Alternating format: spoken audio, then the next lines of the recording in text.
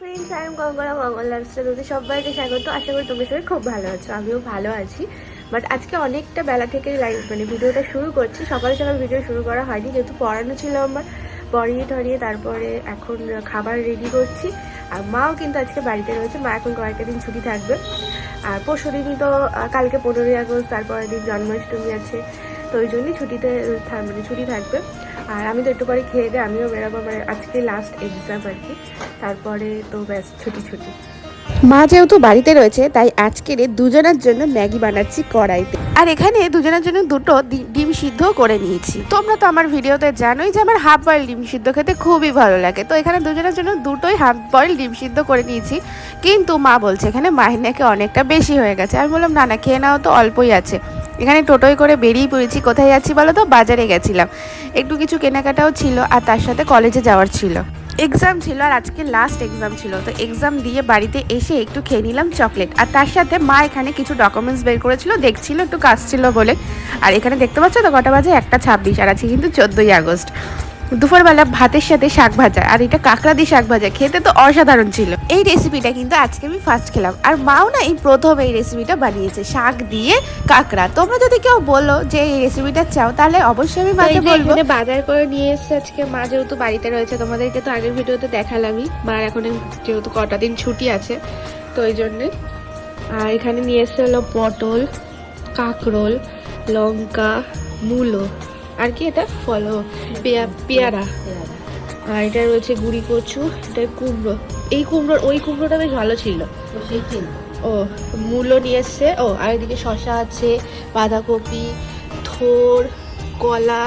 এখানে 3 রকমের বিস্কিট আছে, এই যে বেকারি বিস্কুট, এগুলো 3 রকমের আছে। শাক আছে, ও এখানে এই যে কলা রয়েছে, উচ্ছে আছে। তো অনেক কিছু সবজি বাজার করা হয়েছে আজকে। তাকাও।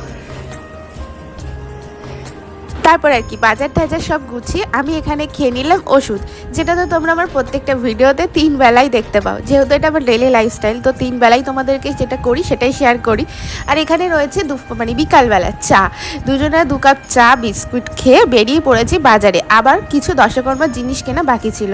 তো ওই তো বললাম না, একটা করে অনেক জিনিসই কেনা হয়েছিল, কিন্তু ওই দিনের দিনও কিন্তু অনেক জিনিস ভুলে গেছিলাম আমরা। তো এটা হয়েই থাকে সবটা কাজ, সব কাজে এগুলো হয়ে থাকে। তারপরে চলে গেছিলাম আরেকটা বাজারে, যেখানে গোপু সোনার জন্য কয়েকটা জিনিস কিনতে, ওই কানের, গলার, মুকুট, এইসবই। তো এইগুলো কিনে একটু খুব খিদেও পেয়েছিল, একটা রোল কিনে খেয়ে নিয়েছে। আর তার সাথে পড়ছে বাইরে টিপটিপ করে বৃষ্টি, অলরেডি শুরু হয়ে গেছে। তো তোমাদেরকে দেখতেই পাবে, এই দেখো আমি রুমাল বেঁধে নিয়েছিলাম, কারণ না হলে ভিজে যাব, আর তার সাথে ঠান্ডাও লেগে যাবে। এমনিতেই আমার ঠান্ডা লেগে রয়েছে। আর এই দেখো গোপু সোনার জন্য কিন্তু যেহেতু পুজো, তো অনেকে আসবে, অল্পই, বেশিরভাগ কাউকে বলা হয়নি এবারে। তোমরা ভিডিও দেখলে তো বুঝতেই পারবে। আর ভিডিওটা কিন্তু অনেকটা লেটেই পৌঁছাচ্ছে তোমাদের। একদিন মাঝখানে আমি ভিডিও করতে পারিনি, এডিটও করতে পারিনি, তার জন্যই। তো এখানে দেখো, এখানে ফয়েল পেপার রয়েছে, আর ফয়েল পেপারের সাথে নিয়ে এসেছিলাম পাতা, প্লেট নিয়ে এসেছিলাম, পায়েস দেওয়ার জন্য বাটি নিয়ে এসেছিলাম। তো 1-2জনকে বলা হয়েছিল, বাট তারা আসেনি। তো ঠিক আছে, এগুলো থাক, আমাদের কাজে লেগেই যাবে, কারণ সামনে আবার আছে লক্ষ্মী পুজো আছে, তারপরে অনেক পুজোই থাকে বাড়িতে। আর তার মধ্যে গোপু সোনা রয়েছে, তো বছরে এখন অনেকবারই পুজো হয়ে থাকবে। তো ওই জন্যই জিনিসগুলো থাকলে বাইরে নষ্ট হবে না। আর গোপু সোনার জন্য এখানে নিয়ে আসা হয়েছে একটা হলুদ রঙের জামা, হাকোবা জামা। আমরা হাকোবা ড্রেস পরবো, আর গোপু সোনা পরবো না, সেটা তো আর হতে পারে না। তাই এবারের গোপু সোনার জন্মাষ্টমীর জামা হলো হাকোবা। তার সাথে একটা বাঁশি নিয়ে আসলাম, এই বাঁশিটা বেশ সুন্দর লাগছে। আর এই একটা গলার সেট। আর আমার মা অনেক দিন ধরে খুঁজছিল মুকুট, ওপরে ময়ূরের পালক দেওয়া থাকবে।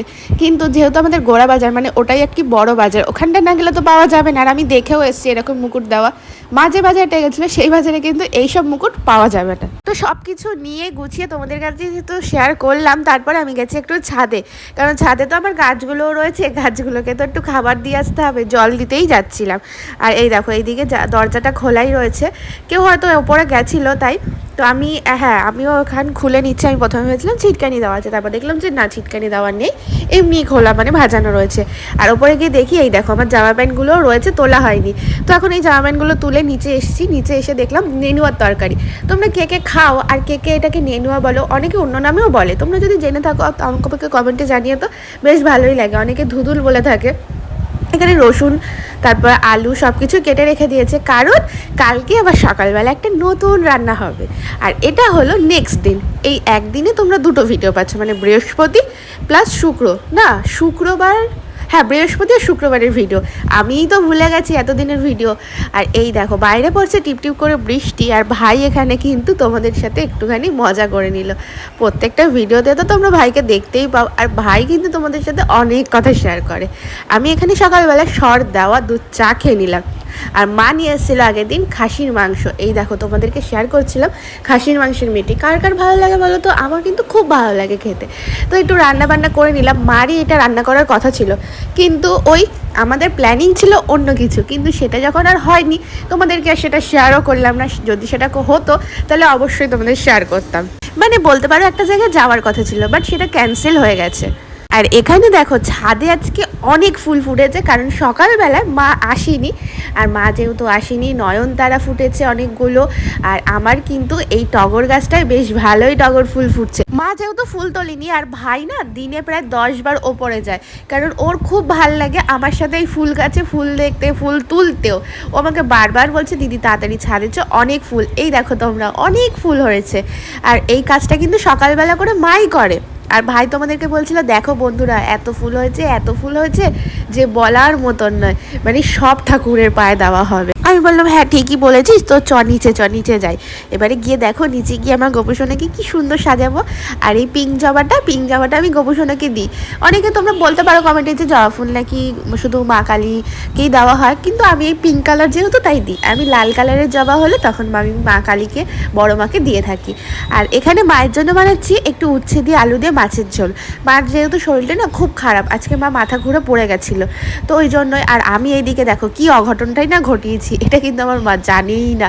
আমার ওখানে গামলায় তরকারি রাখতে গিয়ে তখন তেল ছিটকে এসে পড়েছিল।